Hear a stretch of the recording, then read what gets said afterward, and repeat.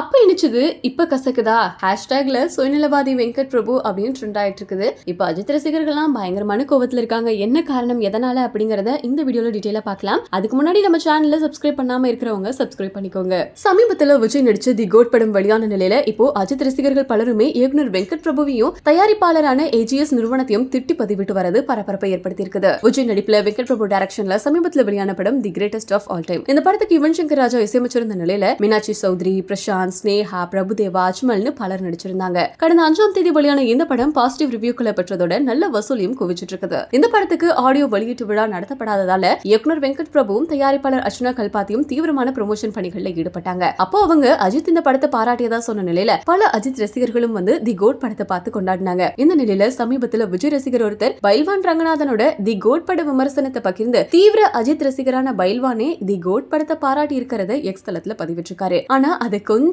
ஆபாச வார்த்தைகளால அவர் வெளிப்படுத்தி இருந்த நிலையில அதை தயாரிப்பு நிறுவனமான ஏஜிஎஸ் ரீபோஸ்ட் செஞ்சதால அஜித் ரசிகர்கள் கோபம் அடைஞ்சாங்க. படம் வெளியாகிற வரைக்குமே அஜித்தை வச்சு ப்ரமோஷன் செஞ்சுட்டு இப்போ அஜித் மோசமான வார்த்தைகளால பேசியிருக்கிற ஒரு பதிவை ரீபோஸ்ட் செஞ்சிருக்கிறத கண்டிச்சு அவங்க சுயநலவாதி வெங்கட் பிரபு, தரம் கெட்ட ஏஜிஎஸ் அப்படின்ற ஹேஷ்டேக்குகளை ட்ரெண்ட் செய்ய தொடங்கி இருக்காங்க. இதையடுத்து ஏஜிஎஸ் தன்னோட எக்ஸ் பக்கத்துல இருந்து ரீபோஸ்ட் நீக்கினாலுமே தொடர்ந்து இந்த ஹேஷ்டேக்குகள் ட்ரெண்ட் ஆகி வரதால பரபரப்பு ஏற்பட்டிருக்கு. இதை பத்தி உங்களோட கருத்து என்ன? நீங்க கோட் படம் பாத்துட்டீங்களா? உங்களுக்கு எந்த அளவுக்கு பிடிச்சிருக்கு அப்படிங்கறத கமெண்ட்ல சொல்லுங்க. இந்த மாதிரி இன்ட்ரெஸ்டிங்கான அப்டேட்ஸ் தெரிஞ்சுக்கணும்னா நம்ம மிஸ்டர் பப்ளிக் சேனலை சப்ஸ்கிரைப் பண்ணிக்கோங்க.